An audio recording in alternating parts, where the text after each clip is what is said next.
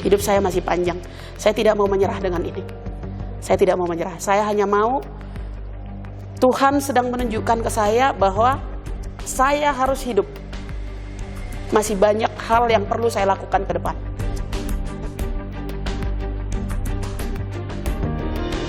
Dia memperbaiki kualitas hidup, happy, mesti happy ya.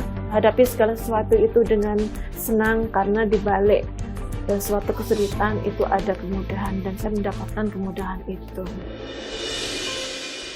Pilihan terbesar kalau seseorang dihadapkan pada ujian hidup paling berat hanya ada dua, menyerah atau berjuang sekuat tenaga. Dan kekuatan cintalah yang membedakan kualitas hidup dua survivor kanker kelenjar getah bening, Friska Simarmata dan Erna Sri Sugesti. Meski berat, keduanya memilih berjuang tanpa syarat demi orang tercinta. Pada waktu di vonis itu saya bilang ke suami, Bapak, I'm dying because karena penyakit ini ya yang sudah banyak di luar sana kan tidak bisa terobati. Demi kesembuhan, mereka harus mengorbankan banyak hal. Bahkan, agar bisa fokus dengan pengobatan, Friska Simarmata harus rela melepas karirnya yang telah ia rintis dengan susah payah. Konsultan. 2 ini saya konsen sekarang. Yang lain udah aku tinggal. Pelan saya tinggal. Sebagai wanita karir, Friska Simarmata dan Erna Sri Sugesti selalu berusaha menerapkan pola hidup sehat. Entah apa penyebabnya. Saat tiba-tiba mereka mengalami berbagai gejala yang membawa mereka pada vonis sebagai penyintas kanker. Saya tidak biasa bermuka pucat. Saya selalu beraktivitas memungkinkan kelancaran darah saya ini. Tapi waktu itu saya pucat, mudah mengantuk, yang mudah masuk angin yang tidak bisa terjadi pada saya. Selain faktor usia dan genetik, ternyata faktor psikologis yang memicu stres bisa jadi salah satu pemantik penyakit ini. National Cancer Institute mengungkapkan, stres kronis bisa membuat tubuh mengaktifkan jalur yang membantu produksi hormon stres yang tidak baik bagi tubuh, hingga mengganggu metabolisme tubuh dan memicu sel kanker. Karena pada waktu di vonis terjadi benjolan itu, saya sedang menjalankan tugas belajar di universitas terkenal di Jakarta, jadi bolak-balik Jakarta, Bandung. Nah itu yang menyebabkan saya itu stres berat. Stres berat ini ternyata bisa memicu tumbuhnya sel-sel liar. Limfoma atau kanker kelenjar getah bening terjadi saat darah putih berubah menjadi ganas dan memperbanyak diri dengan tidak terkendali. Sebagai bagian dari sistem limfatik yang berfungsi sebagai pertahanan tubuh, kelenjar getah bening tersebar di tubuh dengan jumlah sekitar 600 buah. Namun, hanya beberapa bagian yang dapat teraba seperti bagian leher, bawah dagu, ketiak, dan sela paha. Tak heran, karena jumlahnya yang banyak, rentan terjadi metastasis atau penyebaran sel kanker dari organ terdekat yang terinfeksi. Misalnya kanker payudara pada stadium tertentu, seperti yang dialami Friska. Saya baru tahu saya tervonis kanker itu di bulan awal Desember. Di awal Desember di sana ada divonis bahwa harus ada operasi pengangkatan payudara. Ya, saat kanker berlangsung, kemampuan tubuh dibatasi untuk melawan infeksi. Kelenjar getah bening di leher, ketiak, atau selangkangan dapat membengkak. Pasien akan mengalami kelelahan, demam, menggigil, gatal-gatal, hingga batuk. Sering dianggap benjolan biasa, banyak orang yang mengabaikan gejala limfoma ini. Tak heran, berdasarkan data Globokan pada tahun 2018, sebanyak 35.000 lebih orang didiagnosis limfoma dalam 5 tahun terakhir. Dan 7.000 orang diantaranya meninggal dunia. Dan seperti pengobatan jenis kanker lainnya, seringkali pasien dihadapkan pada pilihan tindakan medis penuh resiko, mulai dari kemoterapi hingga operasi. Karena memang hal yang saya hindari dari pengobatan kanker ini adalah operasi. Padahal, jika dideteksi secara dini, kanker kelenjar getah bening merupakan jenis kanker yang memiliki harapan sembuh paling tinggi dibandingkan dengan jenis kanker lainnya. Alhamdulillah, saya termasuk pasien yang sembuh dari kanker getah bening. Saya itu termasuk yang beruntung gitu ya, beruntung karena telah memilih metode pengobatan yang tepat. Kami hanya berserah diri saat itu bahwa kanker ini betul penyakit mematikan, betul. Tapi saya pikir waktu kita memang sudah diatur sama yang atas. Pertanyaan besarnya, pengobatan kanker getah bening seperti apa yang bisa dilakukan tanpa operasi? Ya saudara, itu dia tadi tayangan yang akan menjadi bahan perbincangan kita pada bincang kita pada hari ini dengan tema kanker getah bening tanpa operasi yang akan dibahas oleh dua narasumber saya yang sudah hadir di studio. Ada Dr. Naufal dan juga ada Dr. Siska Yunita dari Klinik Utama CMI. Tentunya pembahasan ini akan kita gali usai jeda. Jangan kemana-mana, tetaplah bersama kami dalam bincang kita.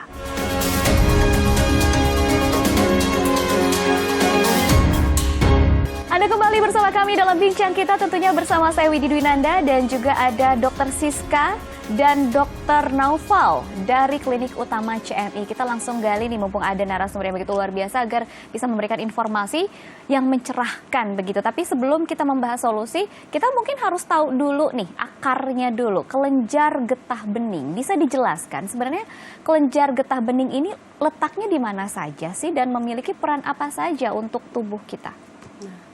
Kelenjar getah bening, kelenjar itu merupakan jaringan atau termasuk sistem di dalam tubuh sebenarnya, Mbak Widi. Kelenjar getah bening dia termasuk ke sirkulasi sekunder. Kalau pembuluh darah, arteri dan vena itu kan sirkulasi primer. Kalau kelenjar getah bening ini dia masuk ke sistem sekunder. Jadi ada di seluruh tubuh, ya, dia berdampingan dengan vena dan arteri.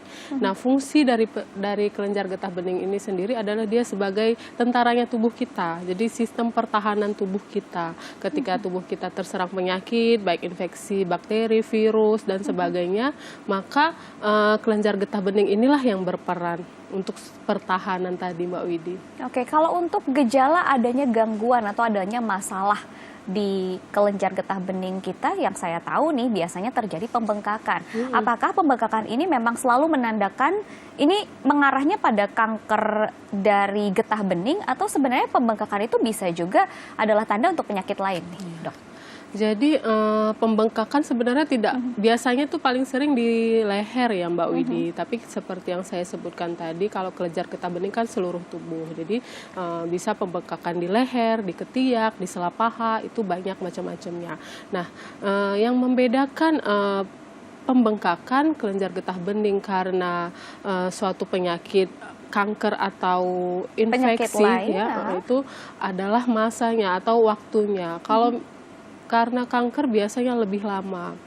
Kalau karena penyakit, misalnya ini infeksi ditangani penyebabnya. Nah, maka kelenjar getah bening itu akan kempes lagi. Jadi yang bengkak tadi dalam waktu 2 minggu atau 1 bulan setelah ditangani penyebabnya akan kempes lagi. Tapi kalau kanker, jadi memang tidak ada sebabnya, tiba-tiba bengkak aja gitu. Dan itu waktunya lama, bisa lebih 1 bulan. Paling itu yang membedakan antara kanker dan penyakit infeksi. Dan awalnya tadi. bisa tidak terasa sakit, ya? Kalau karena kanker jarang dia menimbulkan nyeri di awal. Kalau karena penyakit kayak infeksi bakteri atau virus biasanya ada gejala nyeri, demam, seperti itu. Nyut-nyutan terlebih dahulu. Justru yang enggak sakit itu yang harus diwaspadai. Ya, kanker di stadium awal. Tapi nanti kalau sudah berkembang makin lama ya baru menimbulkan nyeri. Baik, sebelum kita masuk ke pertanyaan berikutnya, mungkin kita akan saksikan terlebih dahulu video edukasi dari tim CMI Bandung.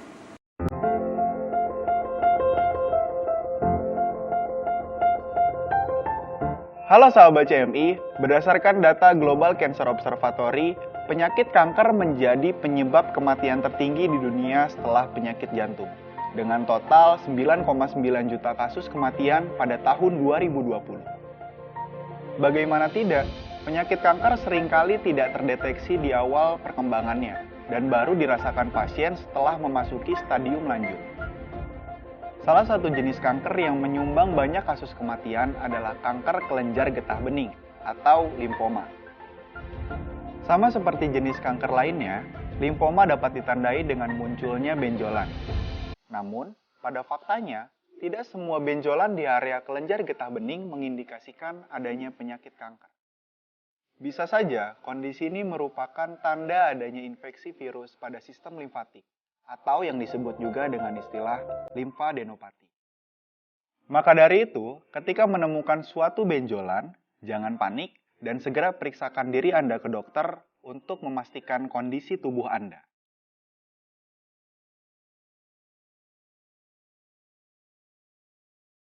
Penanganan kanker, terutama kanker getah bening ini biasanya kan melakukan tindakan yang namanya operasi. Namun ternyata di Klinik Utama CMI ini ada metode lain dari Ibnu Sina. Bisa dijelaskan penanganan kanker getah bening ini seperti apa yang dilakukan di CMI? Oke, terkait dengan kelenjar getah bening ini, sebenarnya kankernya itu bisa disebabkan oleh dua jenis ya Mbak ya. Memang awalnya itu kankernya itu dari kelenjar getah bening itu sendiri, atau merupakan hasil dari penyebaran, atau yang kita kenal dengan metastase. Nah, di Klinik Utama CMI ini kita memiliki terapi unggulan, yaitu pengobatan komplementer terintegrasi dengan metode Ibnu Sina. Mungkin Mbak Widi penasaran dan juga masyarakat penasaran bagaimana sih metode ini? Mari kita simak video dari tim kimia CMI berikut ini.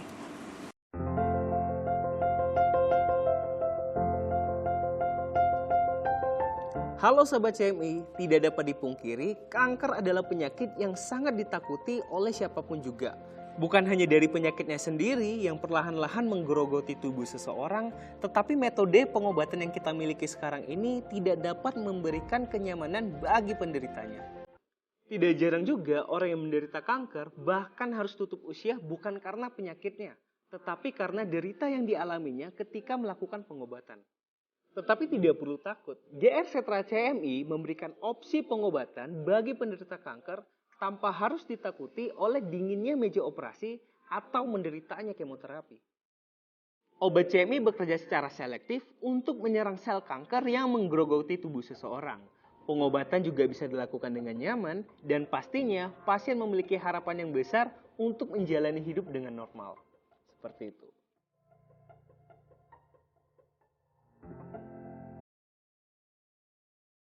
Kalau kita melihat penjelasan dari tayangan tadi, tentunya ini menjadi pencerahan terutama bagi Anda mungkin yang takut sekali dengan adanya operasi ketika dikatakan bahwa dia terkena kanker kelenjar getah bening ini.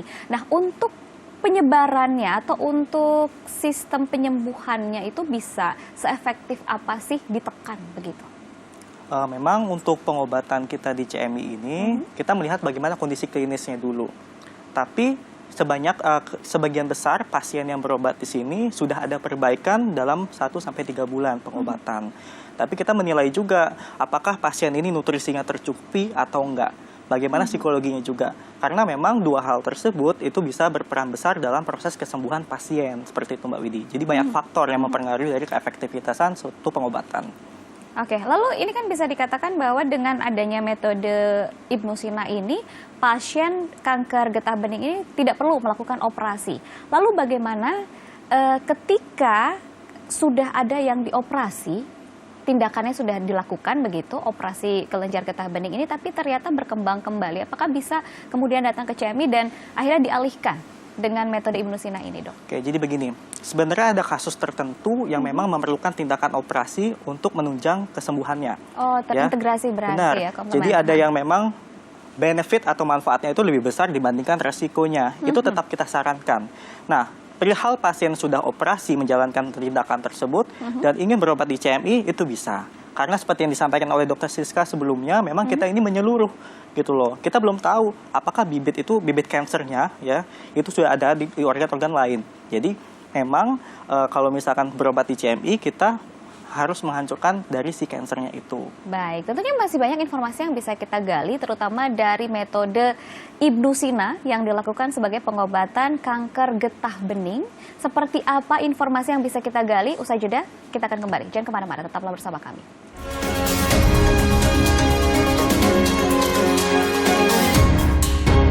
Terima kasih Anda masih menyaksikan bincang kita, tentunya bersama saya Widi Dwinanda dan juga masih bersama Dr. Siska dan Dr. Naufal.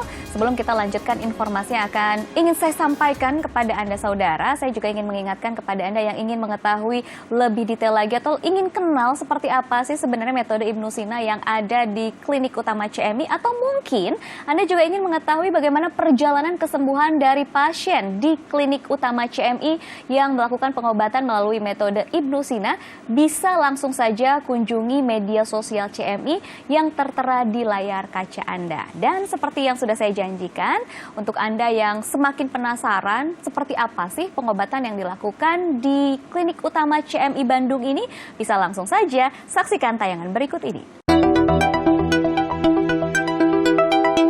Kanker terjadi akibat pertumbuhan sel-sel abnormal yang ganas dan tidak terkendali di dalam tubuh. Penyakit ini diperkirakan sudah ada sekitar 3.000 sebelum Masehi. Karenanya, kanker jadi perhatian para dokter dan ilmuwan dunia karena efek yang ditimbulkan sangat mematikan. Jauh sebelum peradaban pengobatan modern tercipta, Ibnu Sina telah melakukan penelitian dan merancang komposisi obat untuk pengobatan kanker yang ditulis di dalam karya bukunya The Canon of Medicine Al-Qanun fil Al-Tib. Formulasi Ibnu Sina yang dikenal kehebatannya di seluruh dunia dijadikan dasar pengobatan di Canon Medicine Indonesia atau CMI Hospital.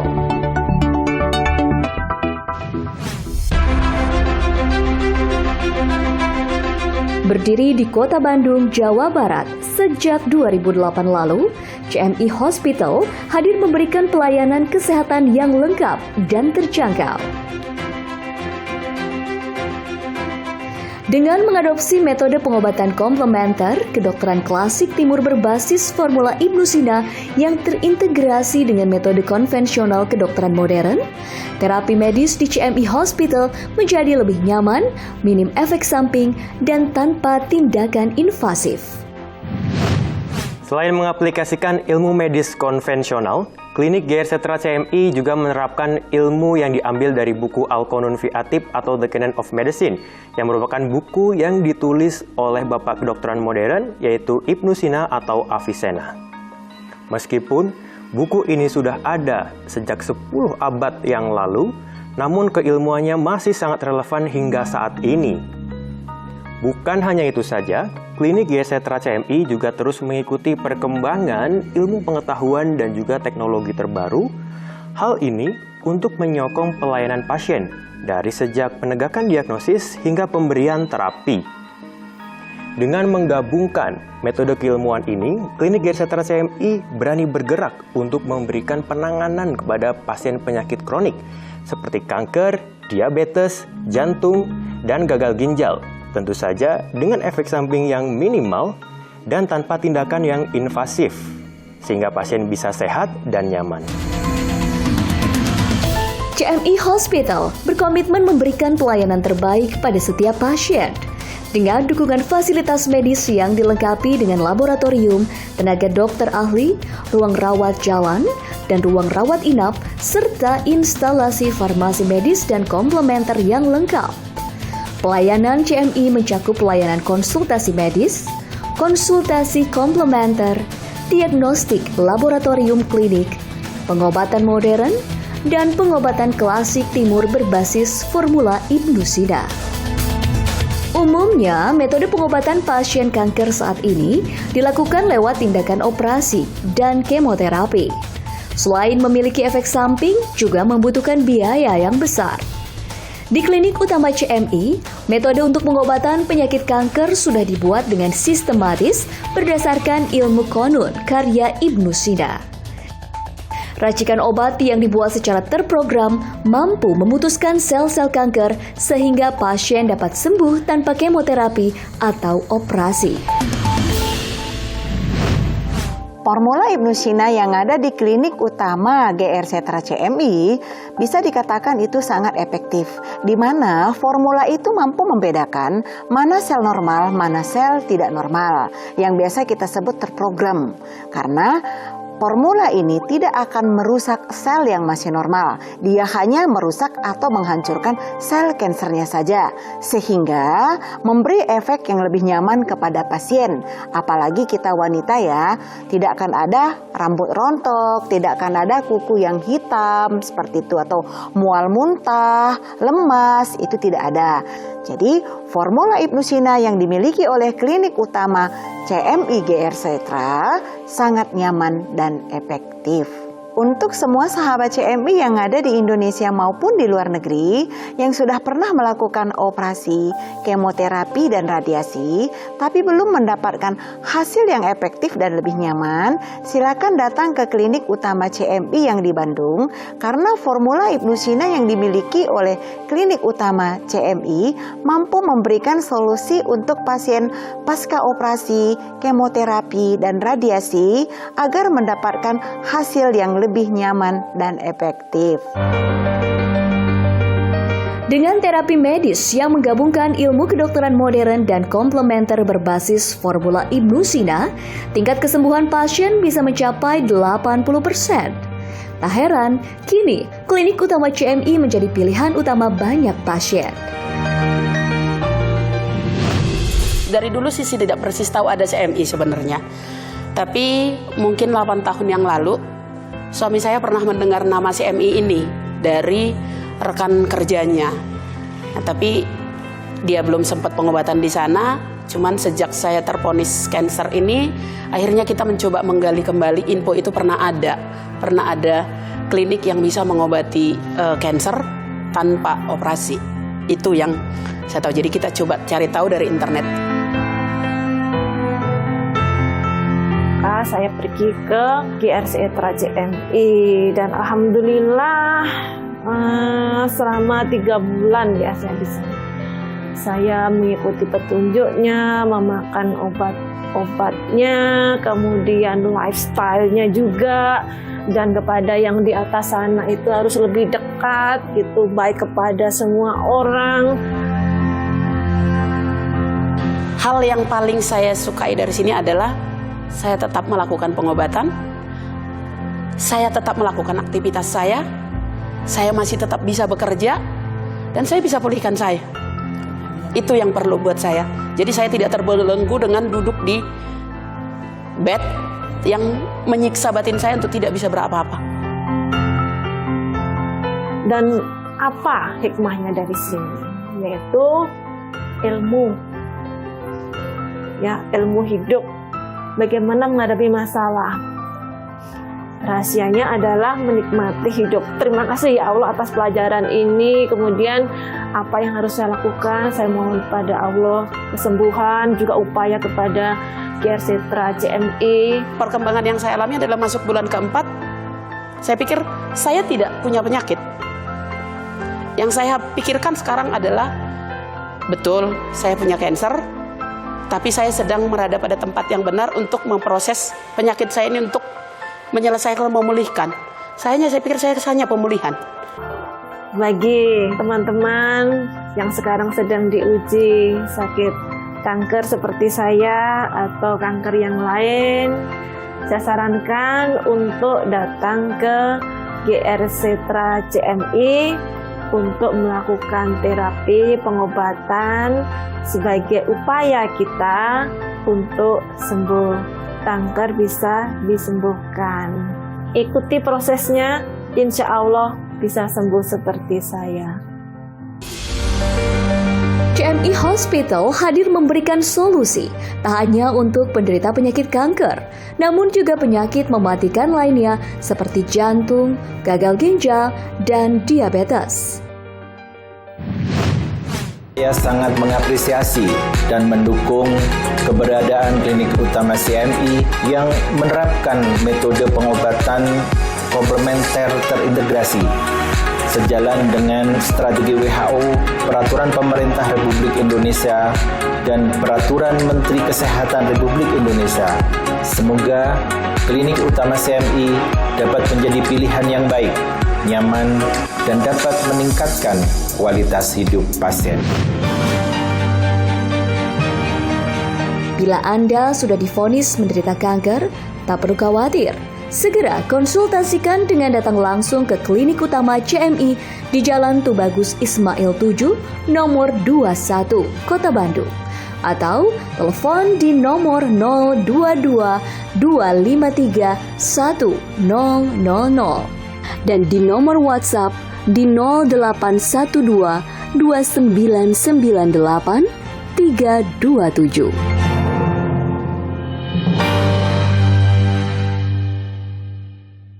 Baiklah, Dr. Naufal dan juga Dr. Siska, terima kasih atas waktunya.